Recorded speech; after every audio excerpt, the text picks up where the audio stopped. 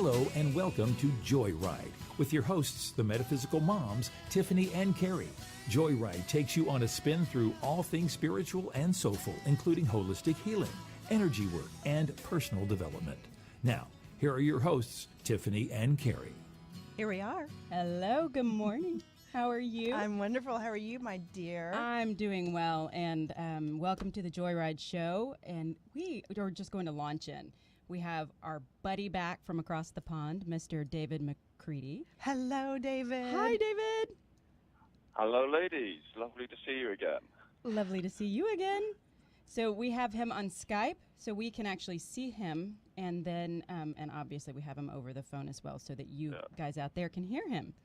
The magic of technology. We're moving into the 90s here with our digital age. I think we're in 2000. With our YouTube, so we're so happy to see you. We had you on last year. It's been a year now. Our shows have been running. Show number 17 and show number 18. Yeah. And those shows just have stuck in my mind because the first show we did all about your first book, The Great Simulator. And then the second book was all about the real worlds. alien worlds. So, oh my gosh, I don't know if you heard the boom from there, but it was my mind being blown. Maybe it was more of a little pop, but. He can hear it, actually. He can hear it. He can see it. He just sort of goes inside and he'll say, Carrie, what are you thinking? You stop You stop breathing. You're turning colors. Yes. So yes. we You're just are so happy to talk to you again and see what's going on and where are you now and what adventurous places have you been to that you can report back to us who are having a bad case of humanitis. Your word. Your word. I love that term. Well, let's just explain to the listeners what we mean by humanitis. When we're having this earthly experience, it's something we've chosen to do. We've chosen to come here and plug into human bodies and have the compelling experience that we are human beings. Right. That's the game. And in the middle of that, can we switch out of it and remember where we really came from? Remember our greater selves, like from a soul perspective, what you really are, a big, bright entity of unconditional love. And how also you'll have had incarnations and lifetimes on not only the earth, but other worlds too. Mm-hmm. And if you plug into a sense of what you really are, you can start to recover all of these things. But what can get in the way a little bit is thinking you're just a human being and limiting your mind to that. Because when your mind thinks that you're only a human being, it filters out a lot of the other senses. And in a joking way, we're calling this humanitis. The condition of thinking you're a human being. We and are. That blocks out a lot of higher awareness. You're experiencing being one, but it's not the real you. Well, you're sort of playing that role. And you know what? I've read recently that we at one time had up to 35 senses. 35. And that in this plane, it narrowed itself down to, what, 5, 6, maybe? Yeah. I can't even imagine what that is. I don't know how someone got the number of 35. I don't know how they were scaling off that number on the system. What did they divide it into? But if I you can't can even imagine fathom. trying to explain to somebody the sense of smell if they've never smelled, or the sense of sound if you've never heard anything. So trying to explain this other dimension, these other realities, if you have no context for it, is very difficult because we're in our human mind, our human box. But you have, through your life experience, and this book is all about that, trying to teach you as a very practical way how to recognize this amazing illusion that you're living and how to be in it. But so why would we want to know that we're not being a human? Like, what would be the benefit for that? Well, the benefits are that in our limited human state, we keep running round in circles of busyness.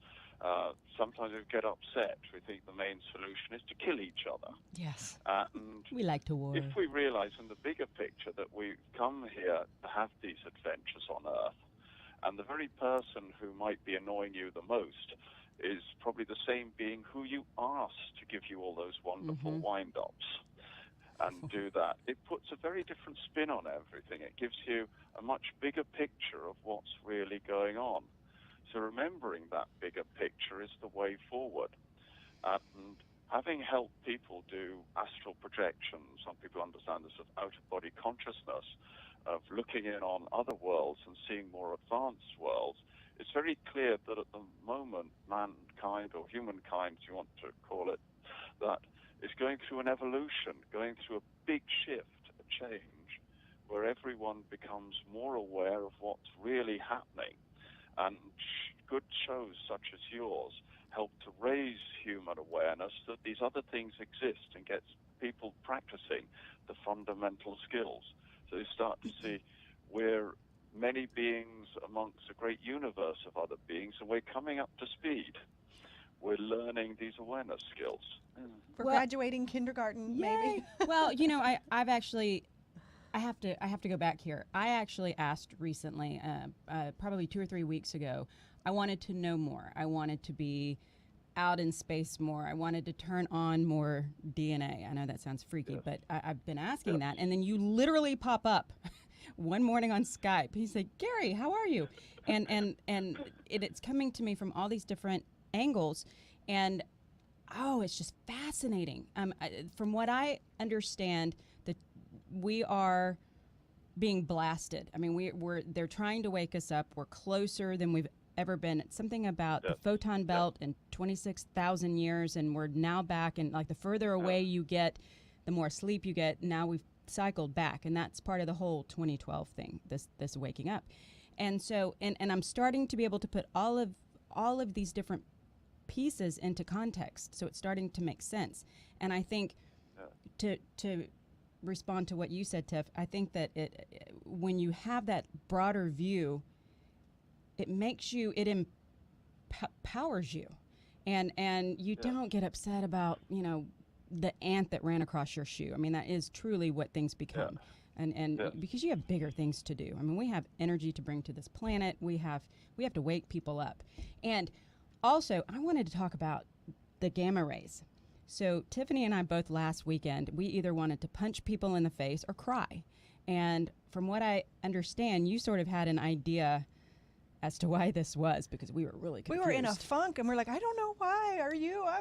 But it's not. We spoke to you, and you said you guys are feeling it across the pond too. But it's not just that. I walked into a store, and this man. I mean, first my son has this huge meltdown. Then I walk into the store. I'm like, okay, fine. I need to go to the store. So walk into the store, and this man is screaming at the top of his lungs, and he's throwing F-bombs everywhere. I thought, God, how did I attract this? I mean, I leave it at home. I come here, and it's here, and so I think everybody's sort of feeling this wind-up. Yeah, well, let's go combine this with what Tiffany, you were saying, which is how do we start to pick up these other senses? And what you're describing beautifully there is that we're already feeling a lot of stuff happening to us, and we don't know what it is. In this particular case, you're feeling these upset emotions, and if you get annoyed at someone who's full of upset emotions, you absorb it really quickly. It's like you plug into that person, and the upset emotions come into you, and then you say, what happened to me? How did I just experience all of that? So let's start off with what we're noticing in terms of how to feel the emotions. Realize that we're all getting more sensitive. We're getting sensitive to the very bright, loving stuff that Kerry, you spoke of a few minutes ago. This wonderful energy is coming through you that's driving you forward, telling you to do more. And then, like a few days later, suddenly you run into all these energies of upset emotions, and it knocks you from one side to another because we've got more sensitive to everything, and we're learning how to cope with it. So if anyone wants to say, can you sense anything? Well, you're feeling it already. Just notice the very simple things you're feeling. Over to you. Yeah, I call that ping-ponging. I'm in, I'm out, I'm in, I'm out. It can be very uncomfortable sometimes when you feel like you want to be in the moment all the time, in a blissful state. But there's so many places we can take this show today, because I'm just fascinated by, I feel like when I look at you, you're like a discoverer and an explorer and a scientist who you're going out to observe through these out-of-body experiences, different dimensions and realities and civilizations, and sort of reporting back to us, and sort of trying to catalog it and say, well, you go and have your own adventure. Let me help you learn your own experience. Don't take my word for it. And I feel like so many of us are like, really? Can we do that? And I can sense a lot of, in my own mind, getting caught up in the busyness of being human and not actually doing the work. Even though I'm so drawn to it, I'm not actually doing what you're teaching me, even though I know I need to, I want to. I'm wondering if you can speak to that trepidation, that feeling of why am I not doing what I say I want to do, and help and explore what you're suggesting here. Well, let's realize a very simple one. We have a very strong desire and intention to experience being locked into a human body. We really, really wanted to do it. This was one of the big we moments. Thought, wouldn't that be fun? Get lost. Yes, exactly. Because an amazing thing about life up in the heavens is, whilst it's full of unconditional love, it's also a bit dull. We crave excitement. I say that all the time. I don't want to sit on a cloud and be one with everybody. Play your harp. How friggin' boring is that? I like contrast. So we've got contrast in spades here. So we've got this very big intention to go and have this human experience, and we're getting what we wanted. And if you fight with that intention and say, I never wanted that, I wanted to snap out of it and be in eternal love again, well, you could drop dead and that would get you back into the eternally loving state quite quickly. But you also wanted to experience this rather strange earthly world. And one of the things that was very noticeable from exploring other worlds, where a lot of them were more advanced and higher dimension, was they thought the Earth place was really fun because you could get so much more lost in it. And they were really interested in getting lost and then how you snap out of it, where the challenge is effectively greater. So many people alive on the Earth today have friends and family on other worlds who know that they've gone to have an adventure on Earth, and they're looking in on them saying, how are you getting on, and can we help you do the trick of snapping out of it, because it's a great game. So this is the recognition to help you get started. You want to know how to snap out of the sort of earthly life. Well, if you appreciate you wanted to be here, it puts you in a much better state and helps you start breathing and letting all your energy flows work in a way that makes things like clairvoyance easier. And as I'm doing that, what does it feel like just to start remembering to breathe again properly? You describe the sensation. Oh, I can speak to that. Please. I realized thinking back, I'm sorry, I love talking with you. Thinking way back, I remember when I got upset, I wouldn't breathe. I would realize I was holding my breath, literally not breathing. And then when I did breathe, it was just up in the top part of my chest and like little tiny sips of air. And that is one thing working with you, I realized it's not even breathing down into your belly. It's breathing beyond that. It's breathing all the way down. Yeah. And it does. It somehow hooks you into the grid. I was actually telling our friend Kira that last night. I said I think that we have to be fully in our bodies to leave it. And I'm not sure why that is. Yes. But that's the case. Yeah? But, back to the breathing, sorry. Explain a bit of that, of why that is. You are really a much bigger entity, much bigger than a human form. You know, I don't have space in the room to describe it, but the real size is enormous. And you've squeezed down into a very small human form. And you slot it in. And when you're not breathing properly, it's even smaller. But if you get the air flowing and the air connects up into the earthly nature system, anyone who's even a little bit clairvoyant would see a whole aura start to expand. And that's because the bigger version of you is slotting in to that human form. And because the human body's breathing well and connecting into nature and feeling all those grounding energies, it allows the bigger, brighter version of you to be present in the human body. It's rather like where you've got a modern phone, it's got its basic phone when you get it, but you can add apps and communication systems and all sorts of clever stuff just by downloading it into the phone and using what it's capable of. So that's what you're really helping happen when you're breathing in. You're like switching on the download circuits, so the body then becomes a wonderful communications tool. That's amazing. Well, and you've often spoken in your book and in the work that we've done together about how important the breath is. And you can sit and meditate in a traditional meditation pose all day long, but if you're not breathing and connecting with these energies through the breath correctly, you really don't get into explore these places. So that's as a teacher, that's where you guide us to go. This is what we do, and we're reminding people how to do it. And for anyone who's not sure how to do it, who's come on the show for the first time, I'm just going to stand up a quick reminder. Yep. It's about breathing down into this part of your body, because you have a diaphragm, and when you're breathing badly, you'll find that when you're breathing in, letting the air in, your diaphragm goes up and your chest expands. But if you're breathing properly, when you're breathing in, the diaphragm should go down. So air in means diaphragm down. Air out means diaphragm back up. Air in is diaphragm down. Now, anyone who's good at singing or public speaking without a good megaphone will be familiar with breathing properly. And they'll probably breathe properly while they're singing or public speaking.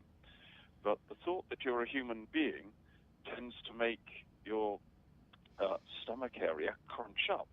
You get tense from it. But when you're remembering you're a greater soul being, a part of a joint consciousness that's really all of us, and we're split into different bodies, when you realize you're that, and breathe in the warmth and unconditional love from that, you'll find your breathing gets better. And as Kerry, as you were describing earlier, the breathing feels to go way beyond your lungs. It goes right through your whole body. Mm-hmm. And that's one of the simple things we're reminding people to do, because it's so fundamental to how to get your natural energies flows back in order. And that gets your aura expanding, and that makes all this higher awareness stuff and things like clairvoyance and out-of-body consciousness, they just start to work when you let the body power up. And it's natural and easy. How does it feel when you're doing it I'm just now? sitting here letting my stomach breathe in and out. Well, when we started the show, you were saying, ladies, breathe, because you could feel our energies, and you're like, it's giving me the pins and needles in my hands, the nervous energy of technology and human. And so are you seeing our auras now? Are we more relaxed now that we've just done a couple minutes of this beautiful... Well, it's quite fun, because not only seeing your auras as two carrots, but there's a sort of combined aura, almost as if there's one of you in one way that's sort of plugging in together, but using two bodies at once. Oh, that's cool. I like it. I like that too. I love talking to you. I like her energy, so I'll share. We'll share. We merge. So I have, if it's okay, I'd like to throw a different idea out there. So, and I think I've talked about this before. I had an experience at one point, and now I'm talking to timelines, different timelines. And I had this dream that I was at yoga and I fell asleep, and they woke me up, and it was so incredibly detailed. I mean, I could see the cubby holes, I could see the shoes, the mats, everything. And I was they said that they let me sleep, and but it was time for the next class to walk in. So I had to go, but I was really foggy, and I was, sort of upside down. And so I walked outside. I couldn't find my car. It was my old car. I found my car, but it was from 1999, and thought that was sort of weird. So I get my car, I go home, and I pull up, and there is someone else in my house. And this old couple, lovely, they had lived there a long time. And so I thought it was really bizarre. So I pick up the phone, I call the husband, and he addresses me by my old name, Carrie, how are you? Gosh, it's been so long since I've spoken with you. And it's like, okay, what happened? How did I go back in time? And how did I, clearly this is, you made that choice, not this choice. And so it was like it's like I got to go back and kind of peek on what life would have been like had I not chosen the husband, the kids, all that stuff. Can you speak to that? Well, you're also picking up a lovely subject, which are the parallel versions of us. Yes. And in your dreams, you're very much picking up a parallel version of what also exists. Describe it like this, and I just need you to go through the description. You've had your children do little dot-to-dot drawings where there's a little dots on pages, usually numbered, and if the child follows its way around the dots, you get a drawing, and it all comes out. Parallel versions of us are rather like the same dots, but say a child goes around them differently. And by following the numbers a little bit differently in different sequences, you can get different times. And one of the beautiful things you've described are versions of our world where technology is a little less advanced. So rather than the same way we're having this meeting today, there are versions of it where we'll be doing the same meeting, but we'll be using rather primitive telephones with those old twisted flexes made out of fabric and stuff like that. And you have to get through to an operator, and we'll be wondering more about the cost of international calls and strange stuff like that. And in the primitive version of the world, though, we often find in those ones the energy sensitivity is a little bit better, strangely enough, because we're relying more on our energy perceptions. And then if you go in the other direction, if we look at a more technologically advanced version of this, we've got really good camera screens, and it's almost like 3D cameras, so you see everyone in total real life. But in that version, as I'm connecting into it, I can feel us all struggling to breathe, and it's like, help, we can't breathe properly there. But in the one where we're a little less technologically obsessed, we find we can breathe better.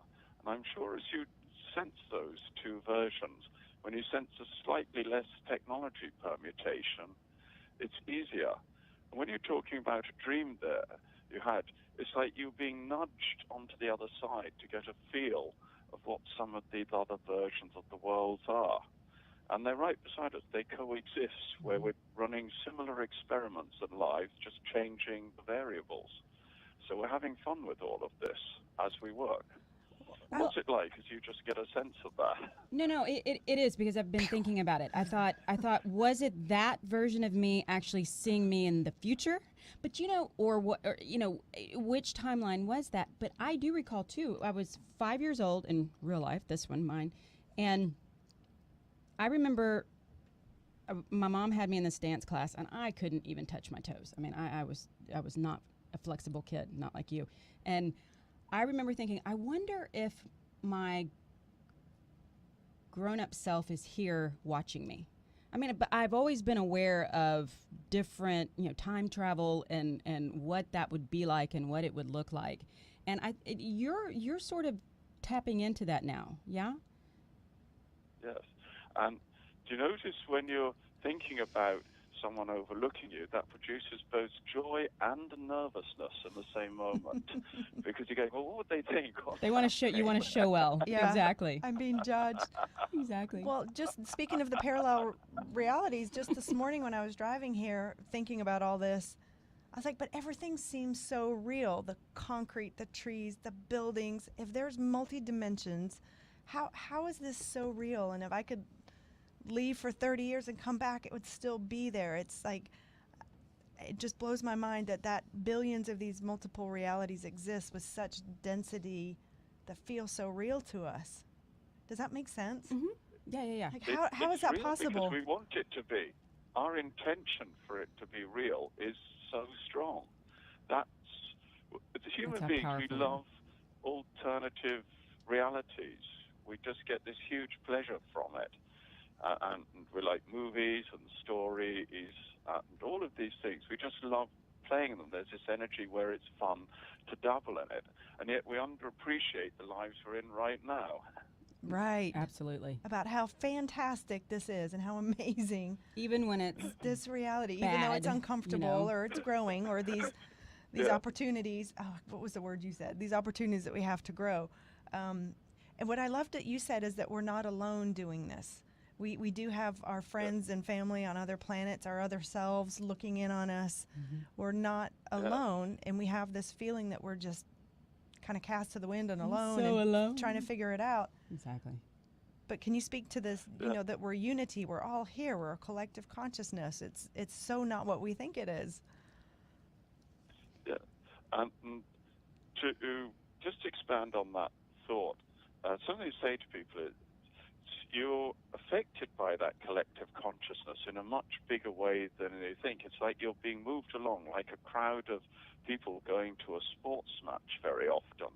You're moved by the crowd. And some days you'll be thinking in your mind, I want to change direction. And it's so hard. You're like pushing against invisible walls. And that's often because the crowd of the other versions of you aren't moving in that same direction. Or on further days, you might suddenly find you're just carried forward by a strange energy. And you're saying, where did that come from? What happened?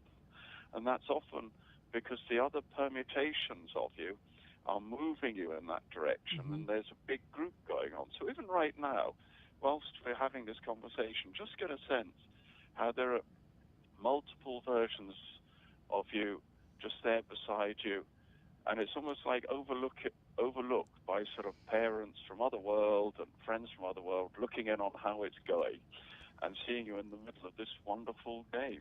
Okay. What does it feel like? I feel like they're giving me a thumbs up. That sense? Yeah, No. like, go for it, do it. You're in the thick of it. Okay, so what you're saying though is we may not be aware of them. We have to work much harder to become aware of them, but they're aware of us? Yes. Much more so than we are? It's often, as two moms, you'll have often seen a child hiding under a duvet or a blanket to hide. With the and feet the sticking parents out. can see the child. Yes. They can see it moving around. And they're giggling. And it looks funny. Yes. Hide and seek.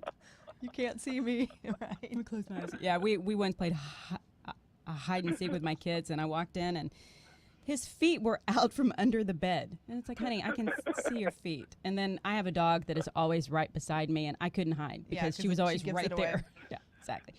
I digress. I apologize.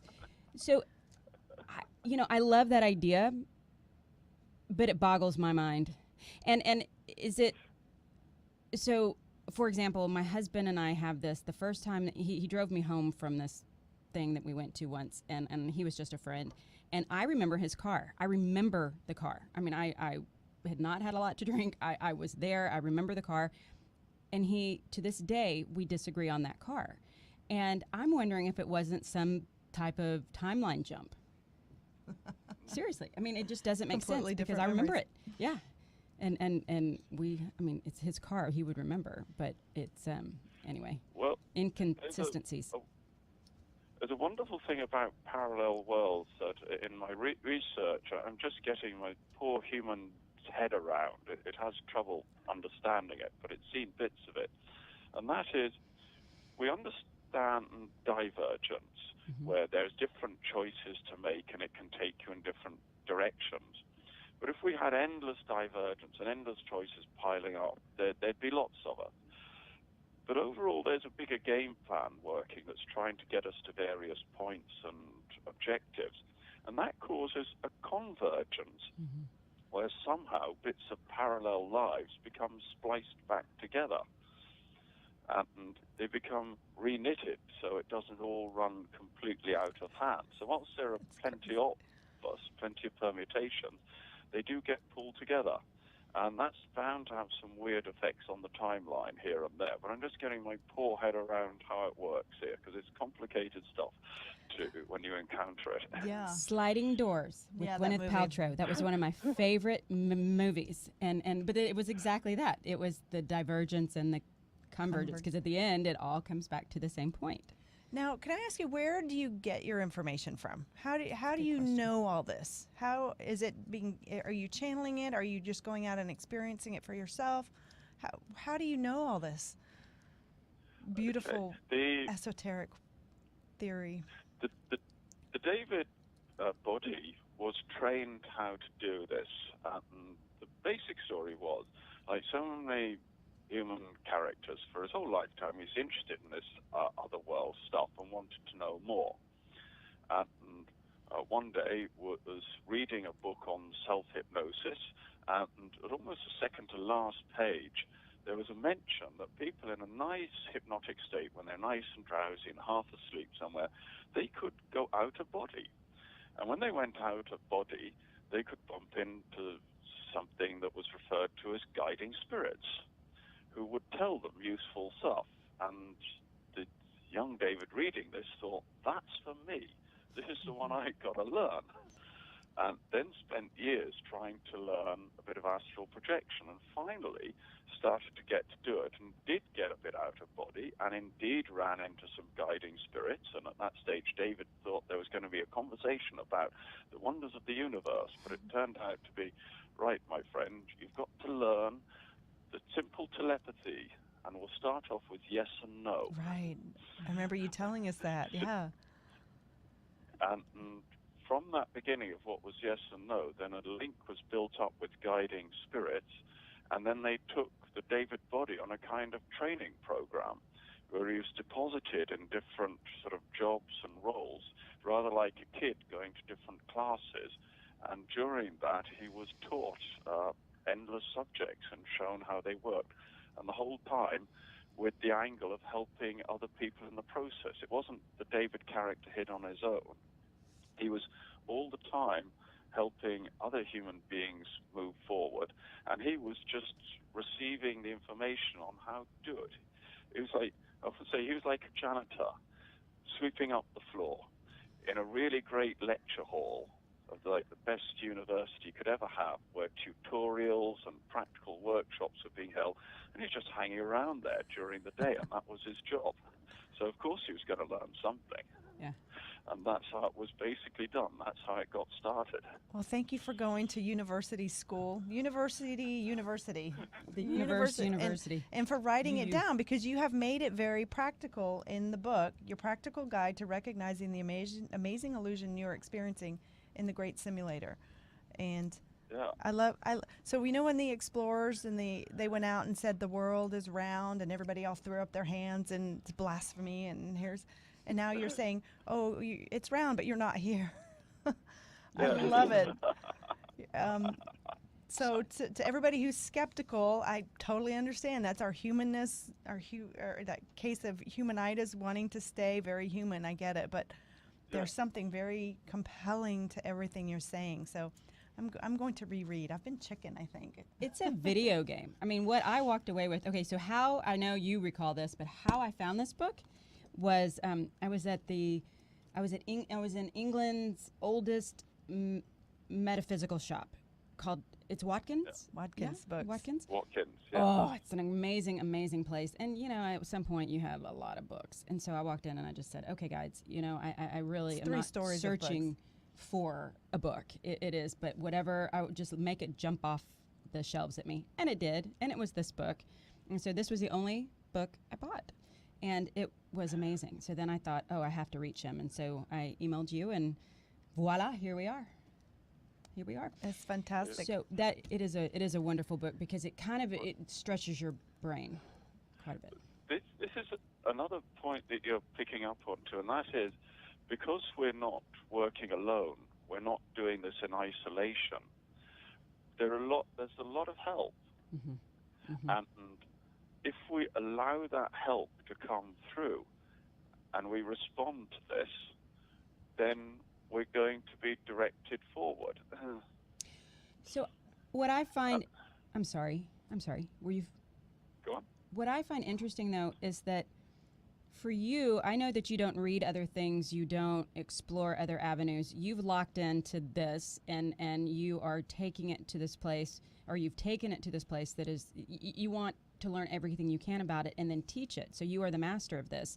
And where I feel like a butterfly. David's a master of it. He's a rock star in the astral travel world. You're a rock star in our world. Come on. Well, I don't know if we all go through this phase of, oh, that's interesting and energy healing and astral travel and channeling and all of these different things. And I don't know if it's sort of like med school where you rotate through all of them and then you find exactly something really speaks to you and you grab onto that. But you were telling me I'll ask you different things about other people, and you say, you know what, I have no idea who that is, and it's just because this is what you're doing. And so all of the information that you give is information that you didn't gain from various places. It's stuff that you actually went out and found yourself. Yeah. Very long-winded way to say that. That's part of the experiment that was being run with the David character. You could get people doing a lot of research, but also it's fun sometimes to put someone almost in isolation and see if they can find the universal truths from first principles. And this is very valid, and it also helps give people an idea that in their own journeys on Earth, it's their job to do personal validation. Right. Because it's so important. Belief systems can get in the way because it tells you to believe something and not check where it came from. Really go to that nth degree and find out for yourself, where did that information come from, what's correct, what's incorrect. And that's one thing we so much want to emphasize with people. Personal validation is the way forward, and it does away with annoying ignorance that gets in the way of progress. But you have to trust yourself, though, and I think that's, I know for me, I would go to the workshops and I would do all of these things, and at some point I had to say, I have to step into it. I can't keep following everybody else and absorbing. And so for you to do that, I think that takes a lot of trust. And your ego you sort of had to smack it down. It's almost like, and you're experimenting with your body and your mind and your consciousness. It's very experimental where you're going and sort of opening up with a lot of courage. So that's amazing. Well, it's rather like this. I was looking at a program about some early days of nuclear power, and in a nuclear reactor, they had a little accident within the reactor, and they just got a new recruit in those days who is now in his 70s or 80s, I think, and being interviewed on TV. And he was saying how they needed a young guy who knew how much of an X-ray he could get from running into a nuclear reactor and then do the job and run out of there and keep it somehow safely. So they needed someone sort of almost brave and foolhardy enough to go and do the job, but smart enough not to get killed in the process. Well, thank you for being that for us in this world. That's fantastic. I would love to talk about... I think like test pilots, the people they send into space are mostly test pilots who know about flying aircraft on the limits, but getting away with it and telling the story. Right. Yeah. Right. You have to be sort of young, I think, to do that job. Yeah, you are a test pilot for that. Well, so tell us about your school that you go to. I know I ask you about that every time I talk to you because that's really where I want to go. About the future and the kids and how they tap into us in that timeline. This is another story right now. Just before we get to it, I would like to emphasize just one point about personal validation. Mm-hmm. The bodies you're in are unique viewing systems that can look back on the real you. The body you're in, it's a wonderful body that can become clairvoyant and aware, and it can look back to see the real you. And we need lots of bodies to work from different angles. It's not good if only one human body does it. We want millions of them doing it. That's the plan, and that's why this personal development is so important. So just to put that one to bed now, you're talking about school. One of the things about astral projection is that not only you can go out and visit places, but you find characters who want to link back into the world you're experiencing. And a few years back, we suddenly found that there seemed to be a school of psychic studies a few hundred years in the future where kids would be learning how to breathe properly and see clairvoyantly and do astral stuff. And they were all really good at it. And their little exercises and projects were often to link back to characters in the human past. And you could link back and see people in the human past, but would they react? Not easily. But there were a few human beings who were interactive and would say hello back again. And it's like the school kids and their teachers found this really great to find the interactive kids. And it's a bizarre experience when you do it, because you suddenly find yourself with a group of kids around you. You can't physically see them, but if you were to shut your eyes, suddenly you can sense they're all there. And it's like they're running experiments on their slightly primitive predecessors and helping teach us stuff and helping us learn valuable exercises and reminding us of things like we're eating rubbish foods, because they very frequently say, come to our canteen, let's see what we eat. And it's like in the canteen, for example, they have lots of living plants there, and if you're going to eat something, they crop the plants, perhaps whiz it up in a blender, not too hard. You eat to do an absolute buzzing. They seem to do it a bit gentler, and then feed really nutritious foods, and they'd enjoy it. And I must say, as a bunch, they all look incredibly slim but healthy. Yeah. So they seem to have gotten this nutrition thing working properly. And then they joke about us eating burgers and how that helps us get lost in the compelling illusion of being a human, humanitis, as we were joking about it earlier. Right. I think that's So by design. what thoughts about them? You had a few questions you wanted to ask about them. Thank you. I love that you're psychic. Yes. Number one, do you have one particular child that you've connected with? I don't personally, because I get bombarded by different characters. But a lot of the clients I work with have built up quite specific relationships. And one client I work with, one fellow traveler in this, he often links up with a woman he refers to as Mrs. Mom, because she's really like a sort of great-great-grandmother, but going around in the body that looks like a 30-year-old in our modern world, in our current world.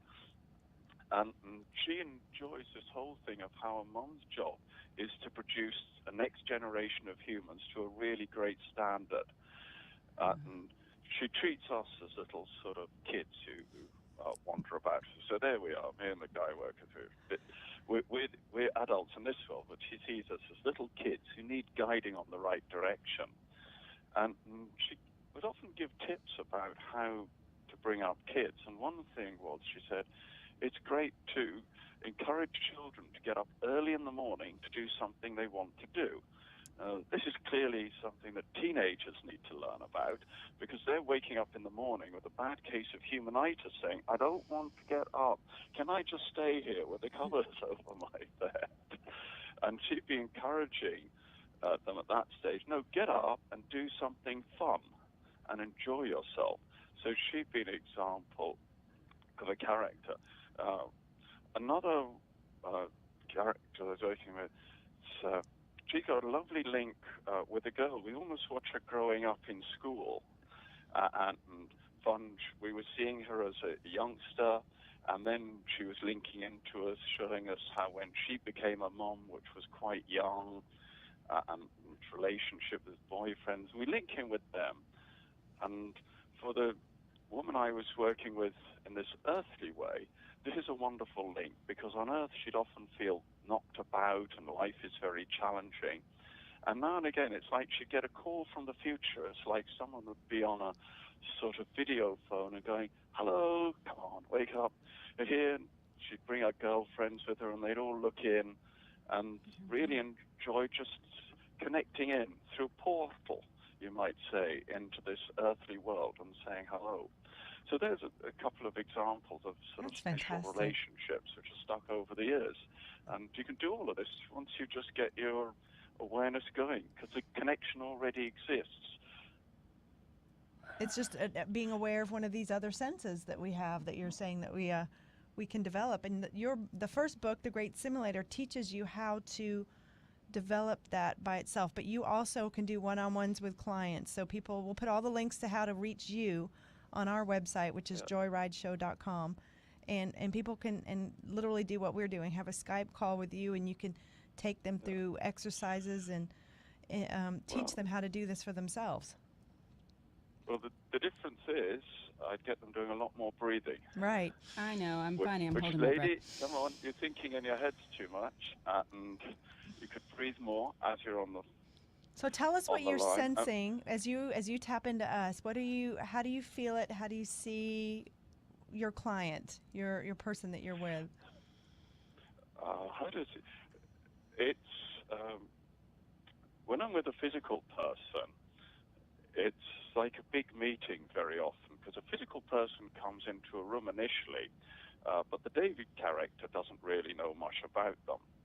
But when he plugs into the greater sense of what goes on, there's a world of guiding spirits and people who are helping, and characters who are coming to join us. And it's like helping that person plug into this wonderful, bigger world, this greater reality for themselves. And as we do that, we're practicing how to stay breathing better, because you get knocked about when you do this, and learning how to hold the connections, retain its spot when you're being shown things, learning the telepathy, the international communication language of telepathy that they work with in the heavens. And as they're doing that, then we're suddenly having a fun adventure. And it's like, even though there's two people physically in an earthly room, it's like we're also on other places and going on different little journeys. That's what it's like. And all the time, you've got this David character nagging you to breathe properly and check your energy state. I'm breathing. I'm breathing. Well, that sounds like it's the fuel for this. It really sounds like it's the simplest and the most fundamental and the easily most overlooked way to connect is to breathe. It's phenomenally simple. Well, so let me ask you this. So is it truly, I've been working on this. Is it just placing your awareness somewhere? Does that actually get you there? Like if I place my awareness in 1963, can I actually go there? Let's explain how it works. You're talking from the perspective that someone would think as a human. They're human, they're this size, and they see themselves locked into their body, but the real you is a much bigger entity. It's all over the place. Your human body is acting as a focusing machine, and it's holding your consciousness in place. People talk about doing out-of-body projection, where they try and push that consciousness outside, but that's a lot of hard work. And you have to often be half asleep or taking drugs, which probably aren't very good for you, weird mushrooms and stuff like that. There's a much simpler approach to this, and that is, if you can get your body to relax and to go into a different state, it's a bit like on your computer stuff. There's like a sort of firewall that can stop stuff coming in and can stop you getting out. If you can get the body to relax, you can switch off that firewall, and then, because you're a much bigger being, that bigger being can refocus elsewhere. You can get consciousness to other locations because you're already there. That's the beauty of it. When you plug into the bigger version of you, it can help you refocus somewhere else. It's as easy as that. So easy. So easy. So easy. You just do it. Well, thank you for teaching us how to do all this. We'll put the links to the books because this really is a practical step-by-step how to do it. And if you want some hands-on, what are you developing now? Are you still teaching courses there in England, or you have a group of people that you're working with that are all learning to be facilitators? Or well, here's where we're trying to get to in this. One David character on his own really isn't enough, because there are lots of people who need to be taught. And years ago, David got a vision of the way forward. It looked like working in some kind of office building, and you could see lots of people in computers doing stuff. And to the mind then, it looked very puzzling. And years later, there was suddenly the understanding that video Skype technology was coming.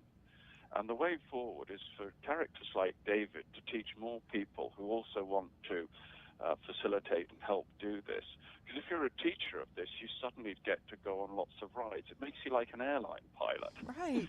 Once you're up to skill, and you can fly that plane, you will travel the world, the universe, in this respect. So David's job at the moment is to help people who want to be teachers, give them the necessary one-to-one training, and then they will give others the one-to-one training, because it works best one-to-one. The human body you're in, it's so individual, it does its own stuff. If you've got a one-to-one instructor with you, they literally go flying with you, and they show you what you're doing, they make you understand what they're up to, they teach you how the human mind is working, how the energy system is interacting with it, and you just learn how to do it. And it's faster to teach it one-to-one than it is in a big group. Right. That's the simple practicality we found. So you have more teachers doing one-to-one, that'll do it. And that's the way forward. I don't know exactly how we're going to get there, but if we just keep heading there, That's we'll exciting. somehow manage Well, it. if you're interested in learning to be a pilot of the universe, we'll put you in touch with David, and through the magic of this technology, he can teach you, and you can become one of his pilots. I have a question. Okay, this is how. It seems that if you could put your awareness and you could visit different people, how do I know you're not going to pop into my house sometime? Maybe he is. Maybe you do. Well, there's a strange thing about learning to do this that you soon get into, and that is climbing into other people is something you don't want to do for too long. It's like in the David body, there's one set of human energies there. Yeah. And if you're a sort of nosy, busybody, want to climb into everyone else, it would overload you and sort of ground you. It wouldn't help. So strangely enough, as you get good at this, whilst you can link into other people's places, the desire to do so is fairly minimal. Yeah, I would think so. I mean, most people, yeah. It's the prime directive, too. Don't interfere. Right. Let everybody have their own life. Yeah. Okay, so with what you're, with what you're, And also there was go. there's also a thing that happened to David early on in his development, and that was when you discover you can really start to enter other people's minds, you probably won't like what you find half the time. Oh, no, right? So, for example, A bit of a mess. David thought he was really friendly with one guy one day, and then learned how he could drop into that mind. And then he discovered this guy David knew thought David was a bit of an idiot and that sort of stuff. And it's like, oh no, you can't unforget that kind of thing once you find it. Isn't that nice? So can you tell us what's... Oh, go ahead. Sorry. We keep cutting you off for the next there's question. a funny lag, yeah. Yeah. Well, I was going to ask about your alien travels and how are we doing with our alien friends and family out there? Are they are we all good? Are they helping us? Are they visiting more? Or is there going to be an unveiling anytime soon? There's Do we need so another many hour? aspects of that. You could do another hour. I ask you that with about 5 minutes left. Sorry. That's a good question. Well, let's pick up the short version Sure. of that one.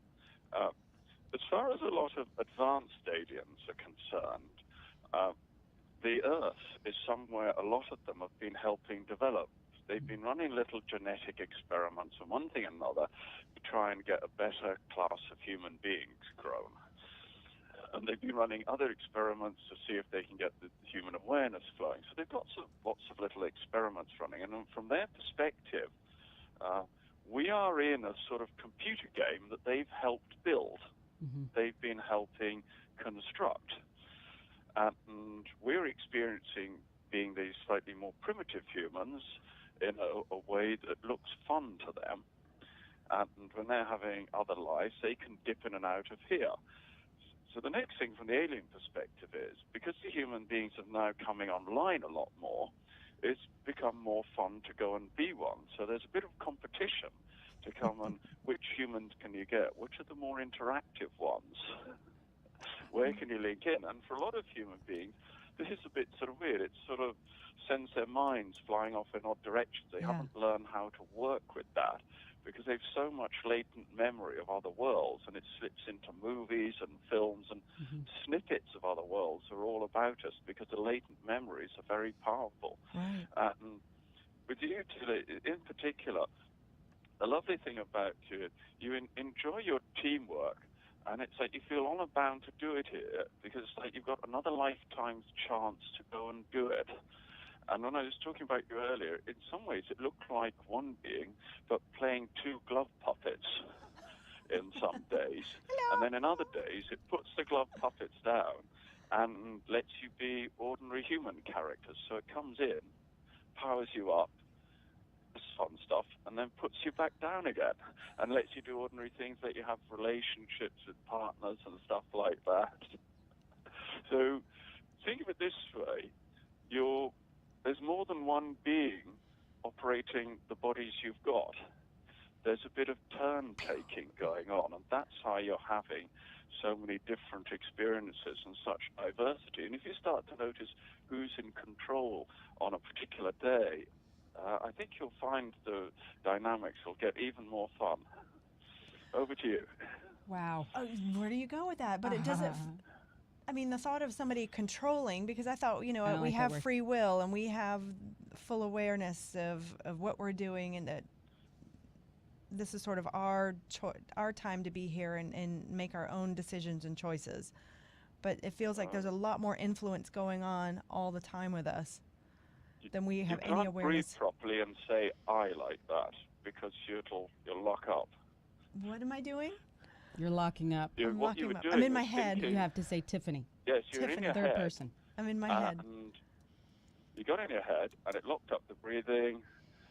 So what you can do there is start to breathe into the whole body and realize the body is like an interface. It's like a portal into the earth.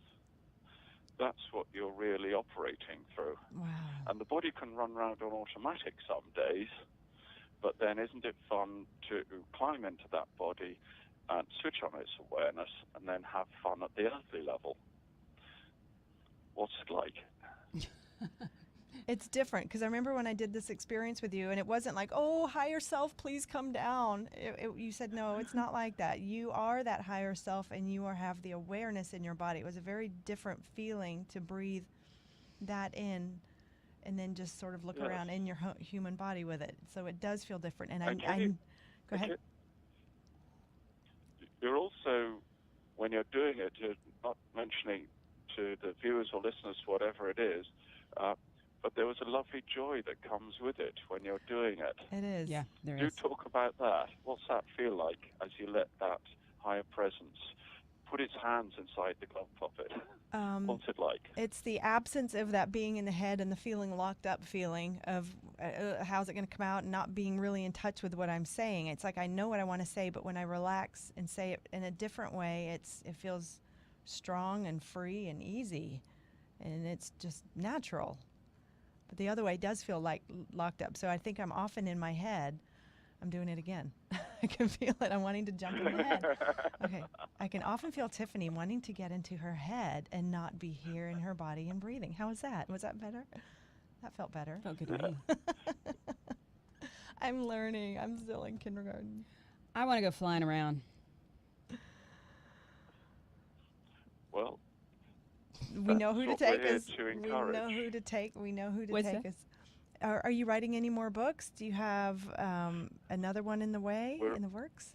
We're on the next part of the Great Simulator book, Yes. giving people a lot more detail and a lot more refinement into how to get the astral awareness working and how to snap out of the humanitis on a more regular basis. Well, and I'd heard you went through a series of experiences, but at one point you got to awareness where you had both the physical David thing going on, but you also had this, like you said, you kind of tap into the clairaudient, and it was simultaneously happening with lots of information, lots of different ways of seeing it. So I think that's that being in the world but not of it that we hear of. You've been able to turn that on and off more at will, and have a completely different experience of it. But you had to go through a number of series of levels to get there, to this place. Let's not make it complicated. When you say series of levels, you're making it sound more difficult than it is. If you breathe properly, relax and pay attention, and let a nice smiling energy come into you, you'll start to notice it. And you're really an advanced being coming into a body that's a bit restricted. mean that you can't make that body really animate and do fun stuff. You give us Get so it much the right way hope. around. I love this. Thank you so much for being here with us again today. We could talk for hours. It's already been an hour. It's already been an hour. I hope you'll come back, and all the love to you. I'm breathing and I'm speaking. And your wife and your children. Yes. Thank you for doing what you do. Yes, that was it. I mean, we just sort of Thank you, ladies. rounded it up. You're wonderful pioneers in your own work. Thank you. Thank you. Mwah. We'll see you Love soon. across the pond. Thank you for everything. Yes, thank you. Thank Bye, you. dear. Okay. Bye. Bye-bye. And I think to myself, what a wonderful world.